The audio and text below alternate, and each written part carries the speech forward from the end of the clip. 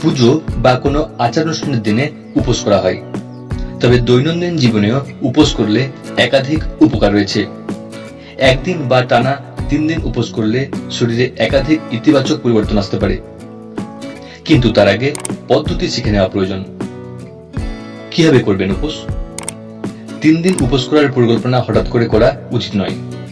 পুষ্টিবিদদের মতে তার আগের কয়েকদিন ধীরে ধীরে দৈনিক খাবারের পরিমাণ কম করা উচিত।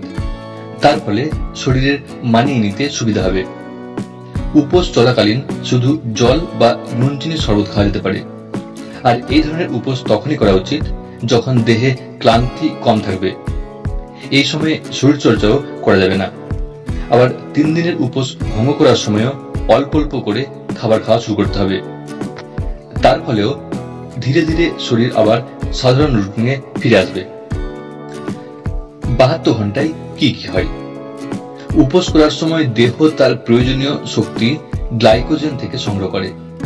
তারপর প্রয়োজনে দেহের ফ্যাট থেকে শক্তি সংগৃহীত হয়। 12 থেকে 24 ঘন্টা উপোসের পর দেহে কিটোন তৈরি করতে শুরু করে। তার থেকে মস্তিষ্ক তার প্রয়োজনীয় শক্তি সংগ্রহ করে। 48 থেকে 72 ঘন্টার মধ্যে দেহে কিটোন তৈরির মাত্রা সর্বোচ্চ পরিস্থিতিতে পৌঁছয়। তার ফলে দেহে ফ্যাট কমার পরিস্থিতিও সব থেকে বেশি হয়। উপোসের উপকারিতা। উপোসের ফলে দেহ আরো বেশি ইনসুলিনের প্রতি সক্রিয় হয়ে ওঠে। ফলে রক্তে শর্করার পরিমাণ কমে আসে।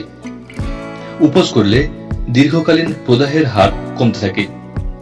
তার ফলে হার্টের অসুখ, আর্থারাইটিস বা ক্যান্সারের ঝুঁকিও অনেকাংশে কমে যায়।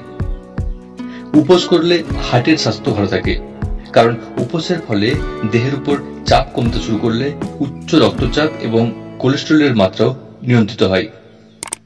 বিভিন্ন গ্রোথ হরমোন দেহের মেটাবলিজম, পেশির শক্তি এবং মেদের পরিমাণ নিয়ন্ত্রণ করে। উপোসের সময় দেহে স্বাভাবিকের তুলনায় গ্রোথ হরমোনের ক্ষরণ প্রায় 10 গুণ পর্যন্ত বেড়ে যায়।